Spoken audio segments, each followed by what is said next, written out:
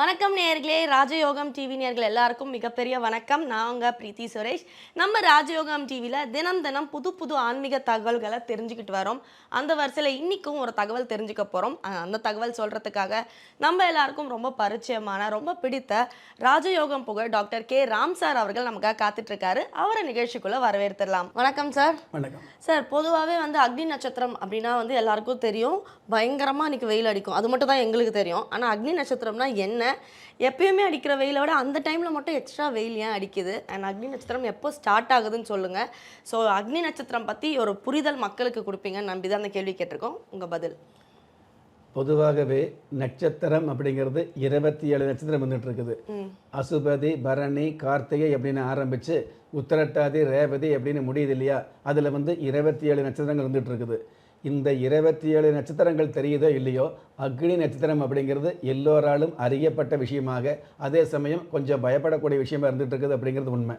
இந்த அக்னி நட்சத்திரம் அப்படிங்கிறது தமிழ் வருடம் முதல் மாதம் சித்திரை மாதத்தில் 21ஆம் தேதி ஆரம்பித்து, நான் சொல்லக்கூடிய தமிழ் மாதம் சித்திரை மாதத்தில் 21ஆம் தேதி ஆரம்பித்து 2வது மாதம் வைகாசி மாதம் 14ஆம் தேதி வரைக்கும், அதாவது சித்திரை மாதம் 21ஆம் தேதி அக்னி நட்சத்திரம் ஆரம்பித்து வைகாசி மாதம் 14ஆம் தேதி வரைக்கும் இருக்கக்கூடிய காலம் அக்னி நட்சத்திர காலமாக சொல்லப்பட்டிருக்குது. இந்த மாதிரியான காலகட்டங்களில் பார்த்தீங்க அப்படின்னா, அதாவது சூரிய பகவானுடைய காட்டம் அதிகமாக இருந்துகிட்டு இருக்கும், சூரிய பகவானுடைய கொடுமையாக இருந்துகிட்டு இருக்கும் அப்படிங்கிறது உண்மை. இந்த மாதிரியான காலங்களில் சுப காரியத்தை தள்ளி வைக்கிறது நல்லதுங்கிற விஷயத்தை நமக்கு சாஸ்திரம் சொல்லி வச்சுருக்குது. வெயில் அதிகமாக இருக்குது அப்படிங்கிறது சந்தோஷமான விஷயம் எடுத்துக்க முடியாது. அந்த வெயிலில் வரக்கூடிய கதிர்வீச்சுகள் இருக்கு இல்லையா, சாதாரணமாகவே சூரிய பகவானுடைய வெப்பத்திலிருந்து வரக்கூடிய கதிர்வீச்சுகள் மனித குலத்திற்கு மாபெரும் மருந்தாக இருக்குது அப்படிங்கிறது உண்மை. எந்த மருத்துவத்தாலும் கொடுக்க முடியாத மிகப்பெரிய சக்திகளை உடலுக்கு கொடுக்கக்கூடிய அமைப்பு இந்த சூரிய பகவானுடைய கதிர்வீச்சுகள் இருக்குது அப்படிங்கிறது உண்மை. அந்த கதிர்வீச்சு எப்போ வருது? மனித குலத்திற்கு நன்மை தரக்கூடிய கதிர்வீச்சுகள் காலை நேரத்தில் 6 மணியிலிருந்து 7 மணிக்குள்ளே, அல்லது 6 மணியிலிருந்து 10 மணிக்குள்ளே ஏறு பொழுது என்று கிராமத்தில் சொல்லுவாங்க இல்லையா, அந்த ஏறு பொழுது நேரத்தில் சூரிய பகவானுடைய கதிர்வீச்சுகள் உங்களுடைய தேகத்தில் படும் பொழுது உங்களுக்கு தேகத்துக்கே ஒரு யோகமான அம்சத்தை கொடுக்குது அப்படிங்கிறது உண்மை. அதுவே அந்த சூரிய பகவானுடைய கதிர்வீச்சு மதிய நேரத்தில் பார்த்தீங்கன்னா, அது வெயிலின் வெப்பம் அதிகமாக இருந்தால் கூட, உடலுக்கு உஷ்ணம் அதிகமாக நமக்கு தெரிஞ்சால் கூட, அதைவிட கடுமையான பாதிப்பு இருக்கிறதாக சாஸ்திர ரீதியாக சொல்லப்பட்டிருக்குது. அந்த மாதிரியான கதிர்வீச்சு, அந்த ஆபத்து, அந்த பாதிப்பு அதிகபட்சமாக இருக்கக்கூடிய காலம்தான் இந்த அக்னி நட்சத்திர காலம் அப்படிங்கிற இந்த 21 நாள். இந்த நாட்களில் ரொம்ப ரொம்ப கவனமாக இருக்கணுங்கிற விஷயத்தை சாஸ்திரம் சொல்லியிருக்குது. எந்த ஒரு விஷயத்திலும் கவனம் அப்படிங்கிற விஷயத்தை விட இந்த அக்னி நட்சத்திர காலங்களில் அதிகபட்சமாக வெளியில் நடமாடக்கூடிய பழக்கத்தை கொஞ்சம் கம்மியாக வச்சுக்கிறது. எந்த வேலையும் செய்ய வேண்டாம், வீட்டுக்குள்ளேயே உட்கார்ந்துக்க அப்படின்னு சாஸ்திரம் சொல்லலை. செய்ய வேண்டிய வேலைகளை அதிகாலையிலேயே நேரமே எழுந்து செய்து முடித்து, வழக்கமாக எழுகிற நேரத்தை விட கொஞ்சம் சீக்கிரமாகவே எழுந்து இந்த வேலைகளை செய்து முடித்து, வெயில் அக்னி நட்சத்திரம் அந்த உச்சி வெயில் காலங்களில் முடிஞ்ச அளவுக்கு வெளியில் அதிக நடமாட்டம் இல்லாமல் இருக்கிற விஷயத்தை சாஸ்திரம் சொல்லியிருக்குது. இந்த அக்னி நட்சத்திரம் போன்ற காலங்களில் வெயிலின் கொடுமை அப்படிங்கிறத விட சூரிய கதிர்வீச்சு நமக்கு மிகப்பெரிய தாக்கத்தை அல்லது சரும நோய்களை ஏற்படுத்தக்கூடிய அமைப்பு இருக்கிறதுனால சுபகாரியங்களை தள்ளி வைக்க சொல்லியிருக்குது. அதாவது ஒருவர் 2 பேர் இருக்கக்கூடிய இடங்கள்லேயே சரும நோய்கள் இந்த வெயிலின் தாக்கத்தால் கதிர்வீச்சு சம்மந்தப்பட்ட விஷயத்தால் திரேகம் சம்மந்தப்பட்ட வகையில் பாதிப்பு ஏற்படக்கூடிய அமைப்பு இருந்துகிட்டு இருக்குது. இதில் 500 பேர் 600 பேர் 1000 பேர் சேர்ந்து இருக்கக்கூடிய ஒரு விழா சம்மந்தப்பட்ட ஒரு நிகழ்ச்சி சம்மந்தப்பட்ட விஷயங்களை சுப காரியங்களை செய்யும் பொழுது எளிதாக எல்லோருக்கும் தொற்று நோய் பரவக்கூடியது. மற்ற நாட்களில் மற்ற காலங்களில் தொற்று நோய் பரவுச்சு அப்படின்னா அந்த தொற்று நோய்க்கு ஒரு முடிவு கிடைக்கக்கூடிய, தீர்வு கிடைக்கக்கூடிய அமைப்பு இருந்துகிட்டு இருக்கும்.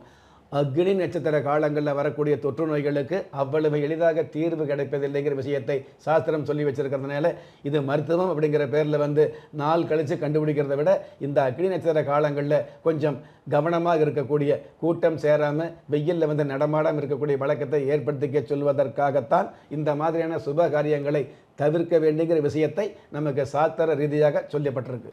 அதே மாதிரி காலம் கலிகாலமாக இருக்கிறதுனால அக்னி நட்சத்திரம் அப்படிங்கிறது அதாவது சூரிய பகவானுடைய வெப்பம் கொடுமையாக இருக்கும், கடுமையாக இருக்கும் அப்படிங்கிற வழக்கத்தை மீறி இப்போ கடந்த ஒரு 6-7 வருடங்களாகவே அக்னி நட்சத்திரம் வரக்கூடிய அந்த 21 நாட்களில் ஒரு 6-7 நாளாவது மழை பெய்யுது அப்படிங்கிறது உண்மையான விஷயம். நீங்கள் கவனித்து பாருங்கள், இவ்வளவு கொடுமையாக கடுமையாக வெயிலுடைய வெப்பம் தாக்க வேண்டிய இந்த அக்னி நட்சத்திர காலங்களில் கண்டிப்பாக அதாவது ஒரு 4-5 நாளாவது மழை பெய்யக்கூடிய மழை பொழியக்கூடிய அம்சமும் இருக்குது அப்படிங்கிறது ஆரோக்கியமான விஷயம். Super sir. ஸோ அக்னி நட்சத்திரம் பற்றி தெளிவான விளக்கம் கொடுத்தீங்க. ஆனால் எல்லா நாளுமே அக்னி நட்சத்திரம் மாதிரி தான் வெளில வெயில் போயிட்டு இருக்கு. பட் இருந்தாலும் இந்த விளக்கத்துக்கு ரொம்ப நன்றி சார். தேங்க்யூ. என்ன நேயர்களே, இன்றைய நிகழ்ச்சி உங்கள் எல்லாருக்கும் ரொம்ப பயனுள்ளதாக இருக்கும்னு நம்புகிறோம். ஸோ இந்த நிகழ்ச்சி பார்த்துட்டு இருக்க உங்களில் பல பேருக்கு உங்களோட சொந்த ஜாதகத்தை பார்க்கணுன்ற ஆசை இருக்கும். ஸோ நீங்கள் பண்ண வேண்டியதெல்லாம் கீழே டிஸ்பிளேல வர நம்பருக்கு கால் பண்ணி அப்பாயின்மெண்ட் வாங்கிட்டு நீங்கள் சாரை நேரில் வந்து பார்க்கலாம். அந்த நம்பர் அப்பாயின்மெண்ட்டுக்கு மட்டும்தான், அதாவது முன்பதிவு செய்கிறதுக்கு மட்டும்தான் அந்த நம்பரை நீங்கள் பயன்படுத்த முடியும். அது மட்டும் இல்லைங்க, நம்ம ராஜயோகம் டிவியில் பார்த்தீங்கன்னா புத்தம் புது ஆன்மீக தகவல்கள், மாத பலன்கள், தின பலன்கள், பல விஷயங்கள் வந்து உடனுக்குடன் அப்டேட் பண்ணிகிட்டே இருக்காங்க. அது மட்டும் இல்லைங்க, ஒவ்வொரு நாளும் உங்களுக்கான அதிர்ஷ்ட எண், அதிர்ஷ்ட நிறம் என்ன, அதிர்ஷ்ட எழுத்துக்கள் என்ன போன்ற விஷயங்கள் தாண்டி ஒவ்வொரு நாளும் நீங்கள் வழிபட வேண்டிய தெய்வம் என்ன போன்ற எல்லா தகவல்களும் உடனுக்குடன் தெரிஞ்சுக்கணுன்னா நீங்கள் ராஜயோகம் டிவியை லைக் பண்ணுங்கள், ஷேர் பண்ணுங்கள், சப்ஸ்கிரைப் பண்ணுங்கள், மறக்காமல் பெல் ஐக்கானை ப்ரெஸ் பண்ணுங்கள். திறமை இருந்தும் வறுமையில் வாடுகிறீர்களா? விதியை நொந்து விரக்தியில் இருக்கிறீர்களா? முயற்சிகள் செய்தும் முன்னேற்றம் கிடைக்கவில்லையா? களஸ்திரம் அமையாமல் கவலைப்படுகிறீர்களா? தாய்மையடையாமல் தவித்து நிற்கிறீர்களா? நவரத்தினம் போட்டும் நன்மைகள் கிடைக்கவில்லையா? பெயர் மாற்றம் செய்தும் பிரயோஜனம் இல்லையா? எந்திரத்தை நம்பி மந்திரத்தை சொல்லியும் மாற்றம் கிடைக்கவில்லையா? எண்கணிதத்தை நம்பி எழுத்தை மாற்றியும் ஏற்றம் கிடைக்கவில்லையா? வாஸ்துவை நம்பி வாசலை மாற்றியும் வளம் காணவில்லையா? ஹோமத்தை வளர்த்து யாகத்தை செய்தும் யோகத்தை காணவில்லையா?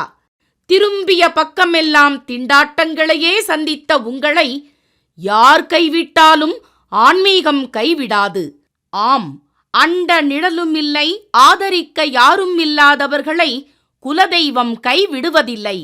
கிள்ளி கிடைக்கக்கூடிய யோகங்களை அள்ளிக் கொடுக்கக்கூடிய ஆன்மீக அற்புதம் குலதெய்வ விருட்சம். திக்கற்ற யாவரும் ஒப்பற்ற பயன்பெற வாங்கி பயனடைவீர். குலதெய்வ விருட்சம். குலதெய்வ விருட்சம், குடும்பமே சுபிட்சம்.